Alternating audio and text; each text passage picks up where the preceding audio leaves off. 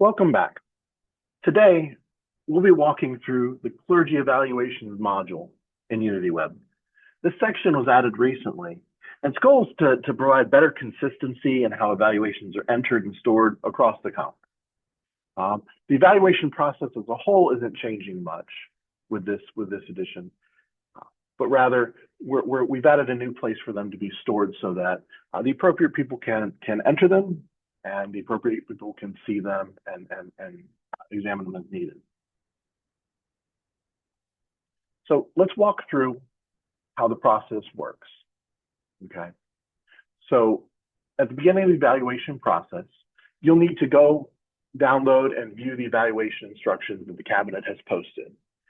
Then the staff, pastor, parish relations committee, all members of them, and the clergy will go through the evaluation instructions, making sure to record all your responses to those questions that are in the evaluation in some form of text document, a Word, Notepad, what have you.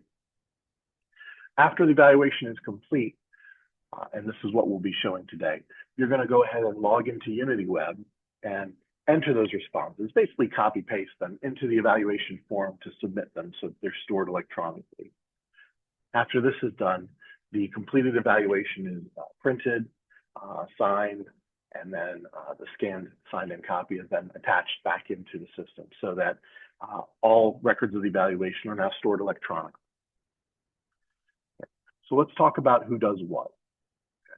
In the new system, the SPPRC chair, or if you have the SAS model, the SAS board chair, is the one who enters in the clergy evaluations within UnityWeb.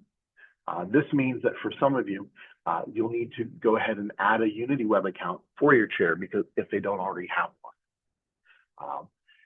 All clergy have the ability to view their own evaluations. They have view-only access, not just to the evaluations in their current appointment, but now there is a historical place in Clergy Excellence where they can view their evaluations over time.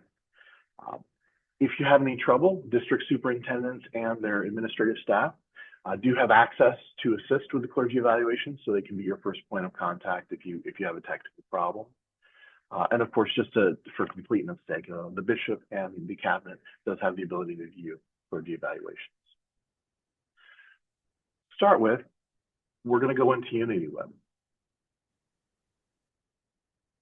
Okay, I've logged in as the pastor of a sample church. And the first step I'm going to show you is if your SPPRC chair doesn't have a UnityWeb account, I'm going to give you a brief primer on how to add that for them. If your chair is already set up, feel free to skip this section of the video. We're logged in as the pastor of a single point charge. That means it has one church in the charge. And just to verify who our SPPRC chair is, I'm going to click here on the church, then on church leadership, and I can search for SPPRC. Our SPPRC chair is Arthur. He began this year, and he's informed me that he does not have a UnityWeb account, and I believe him. So I'm going to go back and click on the charge because all lay security is handled through charge security. So we're going to click on the charge security, and I can see all of the lay people that have access to this charge. Arthur's not on the list, so I'm going to go ahead and add him.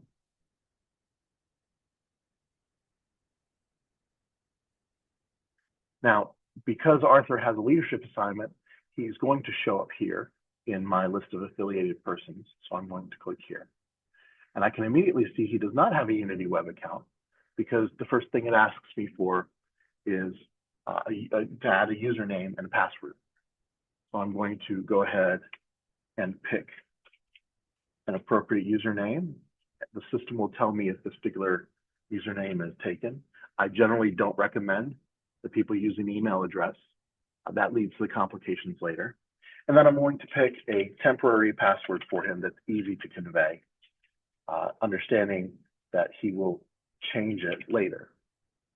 I can verify all of their contact information. I have an email for him, that's sufficient. Now, security.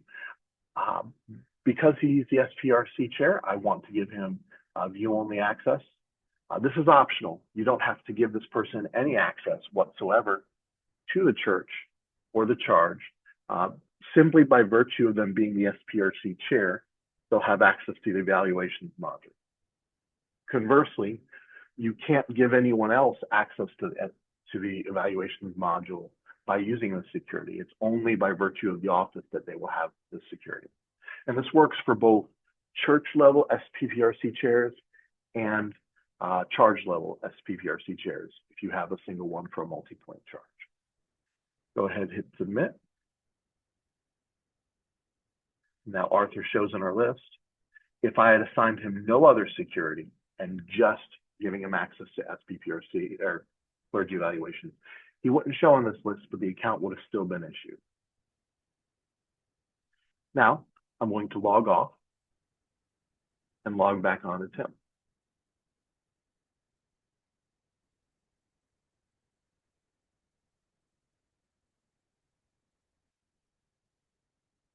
When I log in, I can see that I have access to the charge, and because I gave him access to the church, we'll see them there and see, hello, Arthur. To go to clergy evaluations, those are held under the charge because the appointment is always held under the charge. You'll see there's a button for clergy annual evaluations. Here, you can see a list of all the evaluations that have been previously done. If an evaluation has been created within the last 30 days, and you can see I created one yesterday as an example, you still have the ability to edit it. After 30 days, this edit button becomes locked. So you may only at that point view the evaluation. I'm going to create a new evaluation. So I'm going to hit this button, but first let me direct your attention up here. It says click here to view the current instructions. This is where the cabinet will post the evaluation instructions. You can see they occur in PDF form, so you can print these out. They do have hyperlinks to different resources. By the time you're viewing this video, the exact content of the evaluation process may have changed, but the latest one will always be posted there. At the end, you'll see that there are, at this point, 4 questions that need to be written up as part of the evaluation process. And just as a reminder, the current instructions are that this evaluation form needs to be completed by June 1st of the year. So, assuming we've had our evaluation, we've written down these instructions, I'm going to go ahead and hit Add New Evaluation. And I'm going to pick the appropriate evaluation date. Let's say it was April 11th, when we held the evaluation. Okay, now this pulls up a form for my pastor. If you have multiple clergy on a given appointment, it will next ask you to specify which pastor you're talking about. In this case, there's only one pastor as of the date of the evaluation that's appointed to this particular charge. So it pops right into that pastor. So again, we recommend that you type up the responses for the evaluation because it is a lengthy amount of text. Type them up into a separate form, a Word document, and just hold them in a saved document. This is because this form is a secure form. It has a timeout. After a certain amount of time sitting on this form, if you attempt to submit, it will error out. It's just part of the technology involved. And so to avoid any sort of loss of your work, you'll want to have those on hand and just use this as a copy-paste process. So I'm going to go through and paste in my answers to all 4 questions and hit submit. You'll see that my new evaluation pops up right here. Once again, you have 30 days after you initially create it to edit it if needed. That sentence was unnecessary, so we're going to get rid of that and resubmit. You also have the ability to delete the evaluation if it was created in error within that same time frame. Okay. Once you've created the evaluation and it's proper, you hit this button here to view a printer-friendly PDF version of this report so that you can go ahead and print it. You can see you have some signatures that need to be obtained. Once you've printed out the copy, you'll want to have the relevant people sign the printed one. Then go ahead and scan in that signed copy. Come over here to attachments and attach the signed copy. There's a spot here for you to put in notes of whatever this is. And I say whatever this is because you can see I can add multiple attachments to the same evaluation. So if there's any supporting documentation or other pieces of information you need to attach to this document, you can do so here. This completes the evaluation process.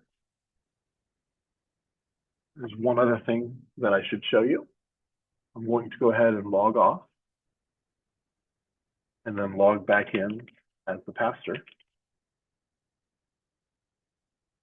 You'll see that if I go to the same area,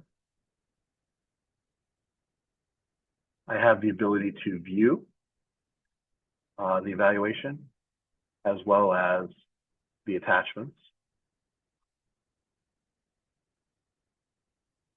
In addition, under Clergy Excellence, I have the ability to view all evaluations for this given pastor and logged in at them. So pastors can, even after their appointment is concluded, go back and view evaluations for themselves. If you have any questions or concerns, please reach out to your district office. They should be able to answer them or obtain the answer. Thanks so much for watching. Have a wonderful day.